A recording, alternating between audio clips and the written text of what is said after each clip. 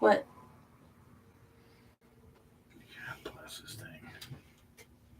I'll be like 5 minutes early, but there's nobody there.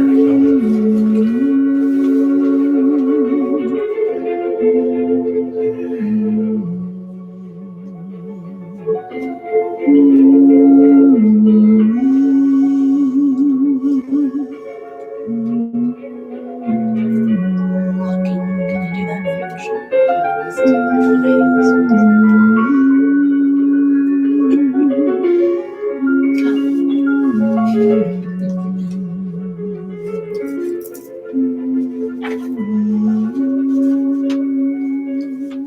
Welcome to the Sedona Soul Sister Show, down-to-earth discussions on metaphysics, paranormal, and spiritual topics.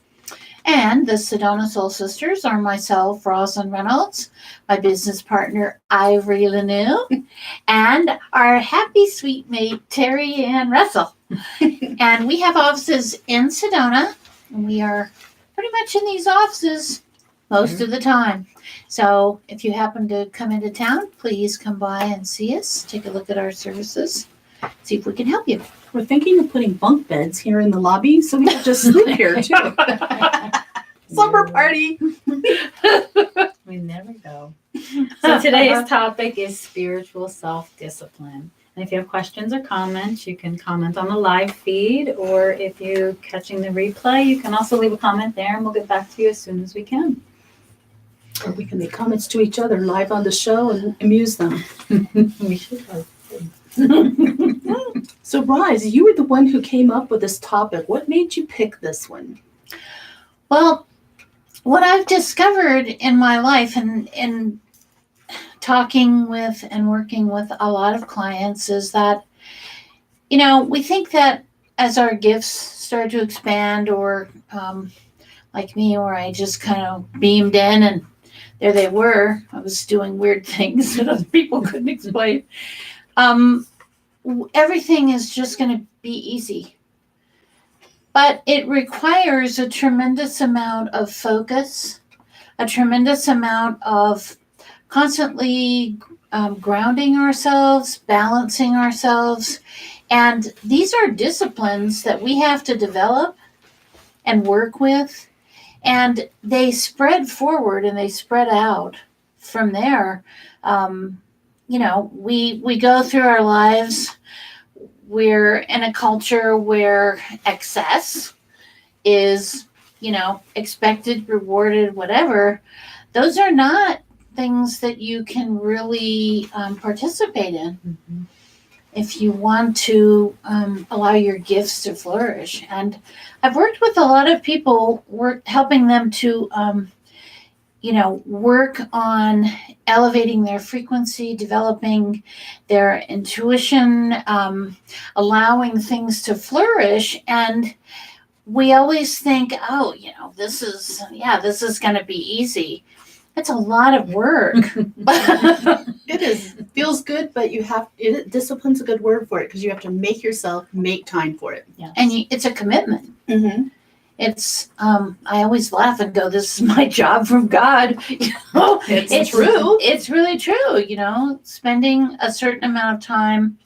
I never received any training per se, but I have learned over the years that I have to have my mind and my heart and my spirit and an intention of doing this kind of work. And I have to give up some things to do that.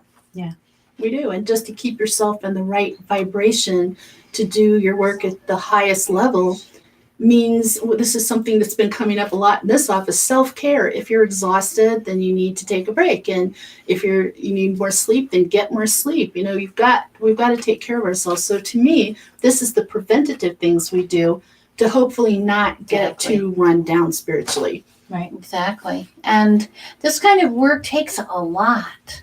It takes a lot of tremendous amount of energy. You're moving energy, you're bringing energy in, but you're sending it, and you're helping people by kind of like applying it and allowing it to flow to other people.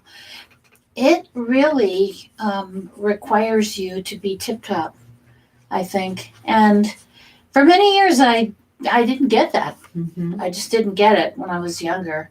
And I would do readings or do healing or do work with people. And then I would just be exhausted. I would just be so drained. Right. It's that old conditioned way of thinking, right? You need to work, work, work, work. You need to work hard, right? It's also self-sacrifice. And the balancing of the masculine and the feminine, I had a hard time with that when I first started. Like, what do you mean rest? Rest. Woman's rest is I work is can't never rest. done. So it's hard sometimes when It's- you're navigating. It's hard enough coming into this and then learning and growing that way, but then also having that self-discipline and knowing that if you don't do that, for me, if I don't do that, I get sick. I do. I Yeah, get sick. I I do get too. run down. I don't. Mhm. I'm not doing. I just can't. I cannot think straight. There's a whole lot of things that happen. Right. So what we're talking about, I just want to be really concrete about this here. We're talking about things you do physically. You can do spiritual invocations. It might be prayers. It might be meditation. I mean, there's a variety of things people do. So normally in the beginning, if this whole idea of a spiritual self-discipline is new to you, then you'll probably get some ideas online or from a teacher, and you'll do those. But over time, you're going to figure out some of those don't work for you, and you find other things, and you make your own discipline that works for you, because everyone's energy is a little different. Very true. Mhm. One of the things I've really become aware of in the last probably 4 or 5 years, I always did have to kind of, and I think this is common, have to kind of get myself in the right frequency, in the right vibration, as you said, to do the work. But one of the things that I've also realized is how important it is to have your breathing managed, and that was something that I never, I mean, I did yoga a little bit when I was young, so I learned a little bit about breath work, but never really learned anything about that. And I started noticing probably maybe, I don't know, maybe about 10 years ago, I really noticed that it would seem like when I was really moving a lot of energy and shifting things around people to help them let their flow kind of fall into a different frequency for them and help them, I would feel short of breath sometimes. Like it was like I was running a race. And I was thinking, wait a minute, I'm not getting enough air. And the one thing that I correlate this to is when I was a kid, I started when I was 7 playing woodwind instruments, and I played pretty much the range of all of those instruments. And of course, if you're going to play those instruments, you do have to learn diaphragm breathing so that you can sustain notes, so that you can control how the air flows through those instruments. And I kind of tapped back into that when this all started, waking up in my head, like, wow, I need to develop something in a breathwork pattern that helps me stay very calm, very focused, and get lots of oxygen. During a reading, I realized sometimes if I'm concentrating really hard, I stop breathing. Mm-hmm. And I have to really catch myself, because that can't be good. Yeah. The oxygen coming in, and then I start feeling lightheaded, and like you're describing, like my breathing gets out of breath. So it's a matter of, yes, do the breath work, and then also be cognizant of how you're breathing as you're doing your work, whatever it may be. Yeah. And your client's like, oh my God, you're white. Are you okay? Hi. Sometimes I'm like, it's not an asthma attack. So these are all things that if you're starting in any way, shape, or form to work with your gifts, to think about working with your gifts, these are things that in our experience we can offer as kind of self-discipline patterns or processes that you can use, right, that will sustain you. And The thing with getting ill is a really good point, because I can push myself beyond the beyond, but when I start feeling really, really tired, that's when I start to pay attention, because I'm thinking, okay, the next thing is my body's going to go, okay, I'm going to make you go to bed. Yes. You're not I'm going to listening. make you stay there. How about a little case of bronchitis? Would you like that? So it's really good to be very, very conscious about the white light, the healing energy that you are bringing in through you and sending out to others, and yet still sustaining Yeah. your own patterns and your own health and happiness. Pretty hard to be happy when I agree. you've tapped yourself. I'm a big advocate for that. I can't tell you how many clients say to me, I can't rest. I can't stop. Yes. I'm so busy. And I'm like, Then you need to make a change. To stop. That right there tells you Mhm. you need to slow down. You can take a half an hour. Start small. I always say, take a half hour for yourself. Go to work later in the morning. The world will not stop. No, and I think that's part of that whole rat race that we thought it was bad in the 60s, but I bet the people from the 60s are looking at business now and going, oh my gosh, or even, women working the hours they do and being wives and mothers. And it's just sometimes highly unmanageable. So if you add on top of that a mission, if you've got a spiritual mission on top of that, you really do need this. So it really, how you put your personal practice together, your what's the word you use, Draws? Routine. Discipline. Your discipline depends on what you feel close bond with. For me, my deepest bond is with angels. And so over the years, I find I call in the 4 archangels. I do this special protection prayer I do for clearing away all negativity around me, within me, in the shower every day. And then I do violet flame invocations. And if I'm feeling really out of balance, I do a lot of violet flame invocations till I feel peace and balance again. So that's just part of it. I mean, I think you were starting to talk about another very important aspect of the things we have to give up to maintain our frequency so that we can do our work. So I know you've given up some things. There are a lot of things that, I consider a lot of the things that go on in our society, Western society, so to speak, those things become addictive very quickly. And addictions are kind of approved in our culture.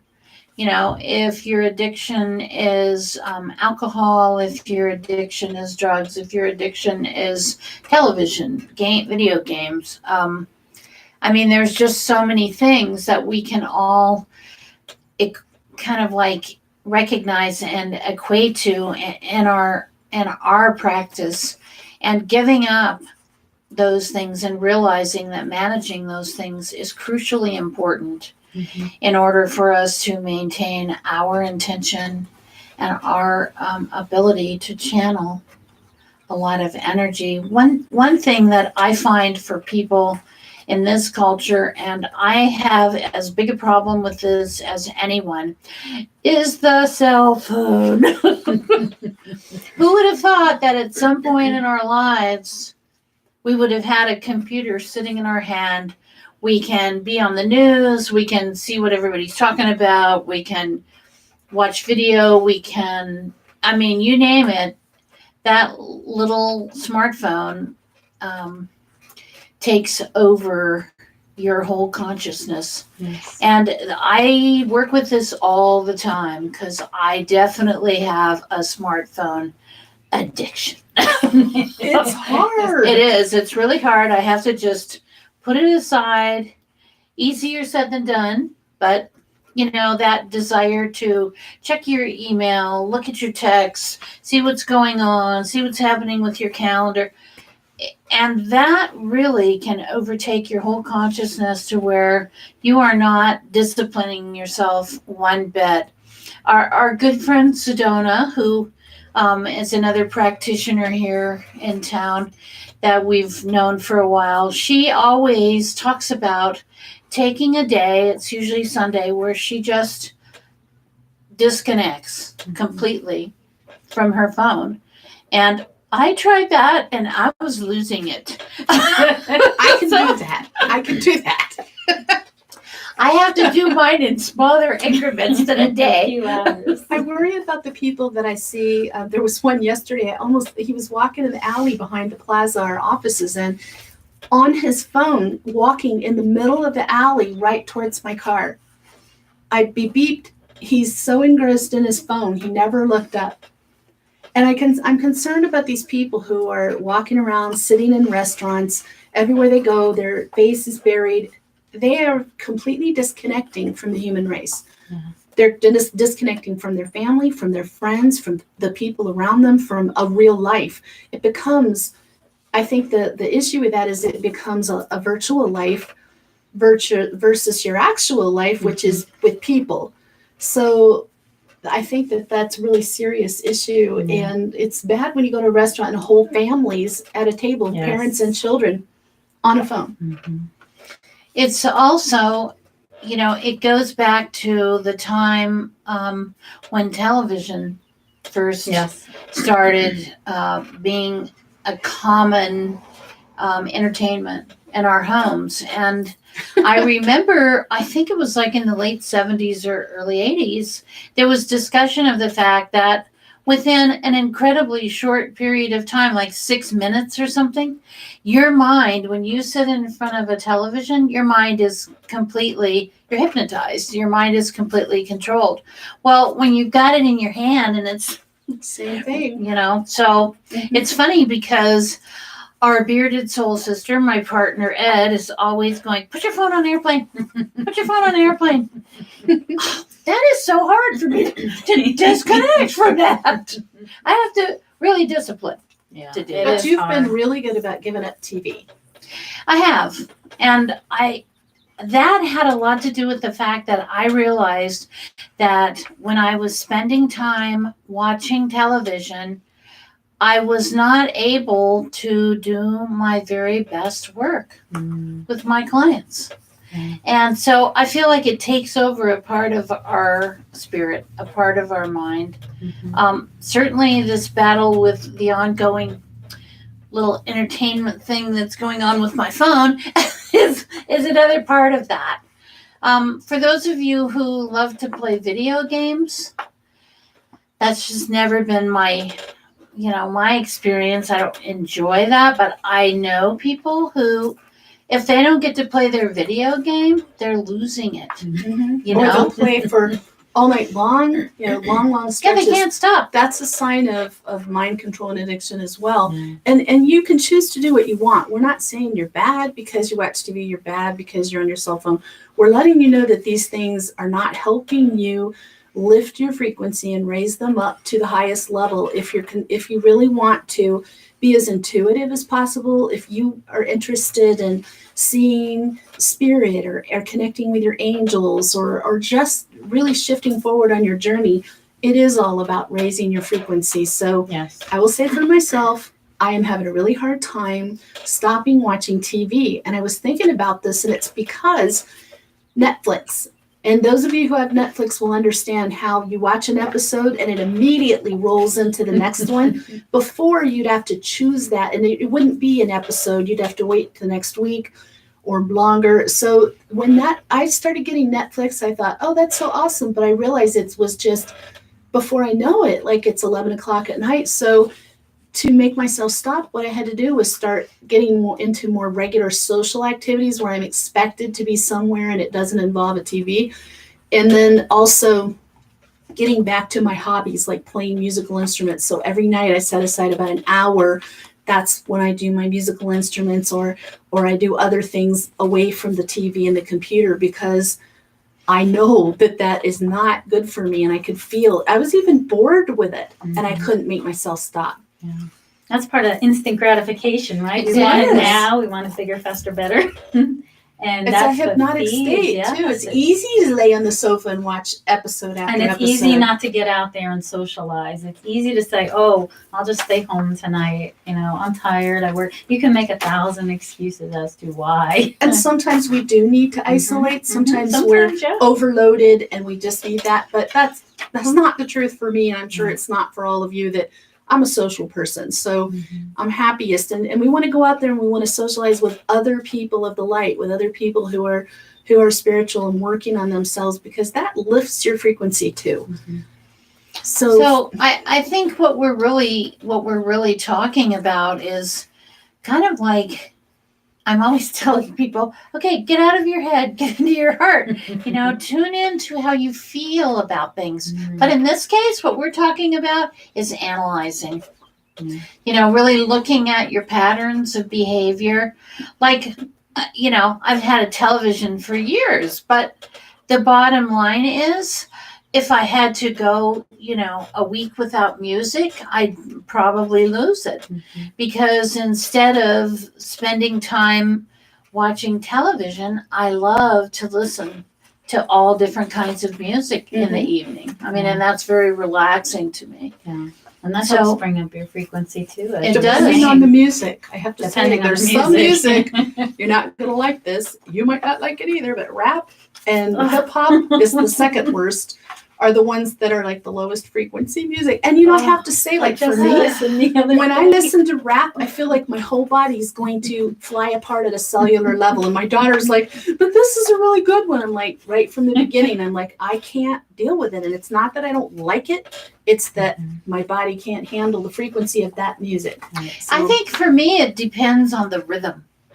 If it's really good rhythm, if it's got a good drum beat, I mean, I'm ready to dance. So, and I like to move around. It feels good. But if I want calmness and balance, I'm not listening to rap. For me, you know what it is? It's What? meat. I know that meat brings down my meat? meat. What do you mean? Animal Animal meat? protein. Oh, any kind of animal meat? I'd have to say beef most of all. And once in a while, like, I will crave something and I'll have it, and then I'm sick as a dog. We're totally segueing into what I wanted to make sure we talk about is our diet.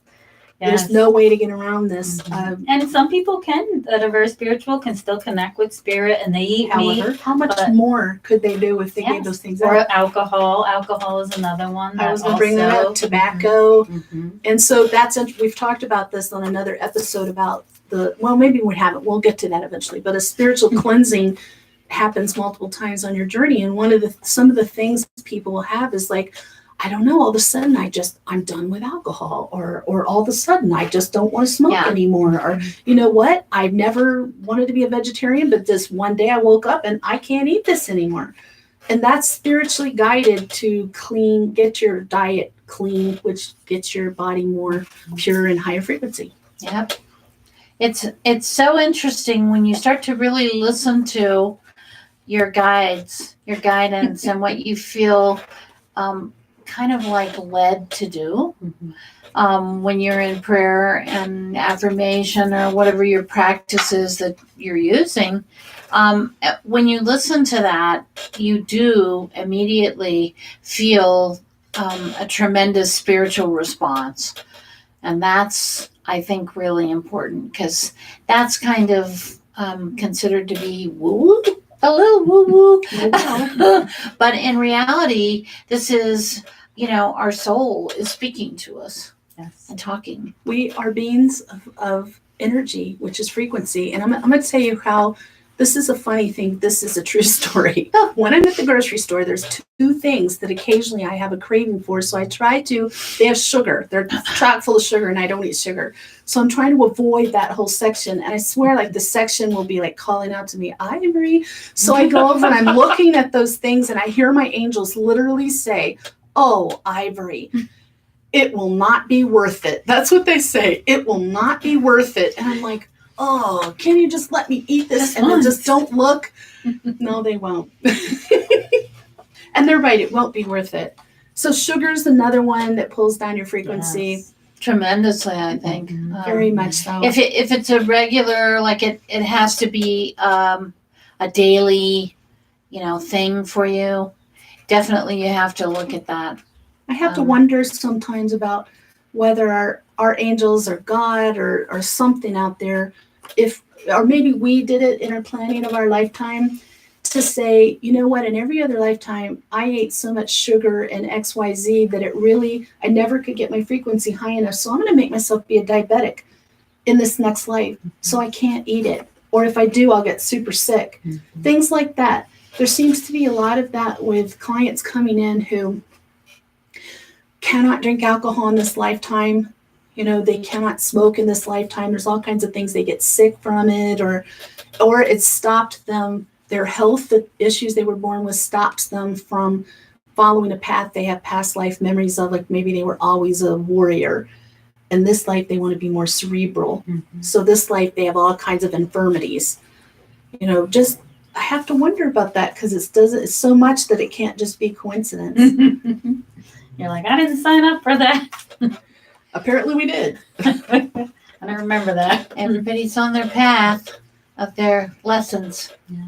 Another Learning thing their I think is lessons. the things that we use. For myself, I was listening to my favorite podcast. I listen to a spiritual podcast every morning.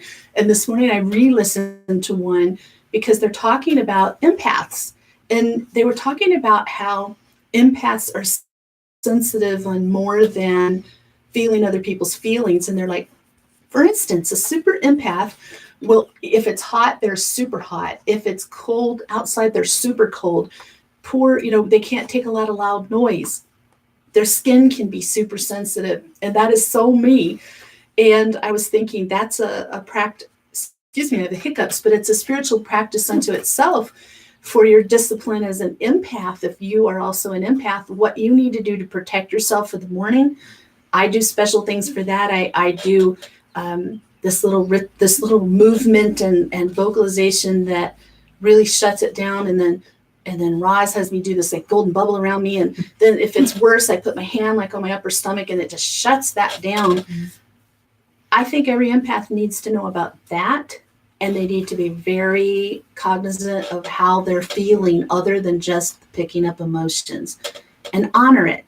So what if everybody else in your family isn't like that and they don't understand it? It's real. Mm-hmm. So take care of that. Take care of yourself. That's a good point because a lot of times we don't want to feel into that kind of stuff. And it's like we were taught as a society not to feel, right? You want to numb it with alcohol or food or sex, whatever. I never paid any attention to that. I just felt it. I did too. So everybody would always, you feel everything so deeply. You're so sensitive. That's what my daughter always says. You're so much more sensitive. I'm like, and I really didn't know at the time the word for it, empath. And so what happens if you don't do your daily practices? Oh my God. Particularly as an empath, I will start picking up everyone's emotions and I start getting upset. I start feeling sick. My stomach hurts really bad above, in the solar plexus area. And as far as the other things, just in general, like for my practice, for my work, I don't feel that I start getting sick. Yeah. That's the number one thing. I get exactly what Ross said earlier. I get tired. And if I don't nip it in the bud there, I get sick. Yeah. I get grouchy. I get grouchy. I never do that. No. That would never happen with us. We have reached an angelic state of being. Yeah, right. Oh boy. It's like, shh. One of my favorite words when I start getting really grouchy is snarl. Snarl. And I always say, somebody needs to feed her quick, feed her. She's like a snarly bear when she gets like that. And then I have to go in my room. So self-care is eat too, eating on time. Oh, we have a question? Yeah, Christine is asking, what does it mean when you are close to someone in this life that was in your past life? That's a question for you, Terry Ann, if you want it. So, yeah, that's a great question. A lot of times we have this connection and it almost is like a cord or a string. So from a past life, like you may meet somebody, it doesn't have to be a soulmate, but you may meet somebody and be like, oh my gosh, like I feel like I know you. I feel like I've met you before. Where do I know that you feeling? Yes, we do. So where do I know you from? And so you have this connection. You've lived together in past lives before. Mhm. And it's a cellular memory that you're reacting to. I think most everybody's had that, and they maybe don't even know that's what they're experiencing. Right? They're just like, I must have met I you know somewhere. you from somewhere.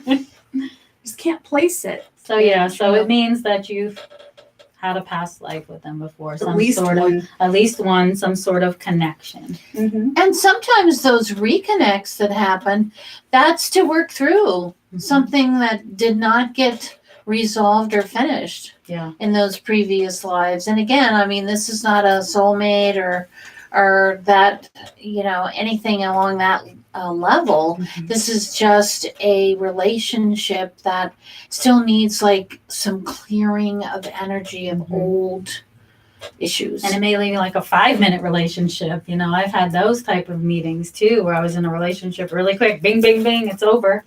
But it was that strong, intense connection. Mm-hmm. Very Mhm. powerful. Interesting. Yeah. You ladies can wrap it up anytime. Okay. Wow, that just Boy, that went by zippity-doo-dah. fast. Zip. Well, thanks for joining us today and watching the Soul Sisters show. Again, we do have offices here in Sedona. We're so happy that you could join us.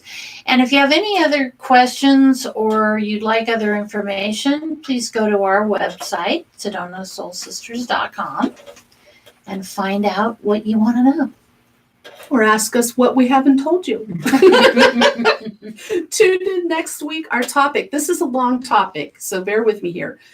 You're going to find out the types of light beings that you as a light worker can expect to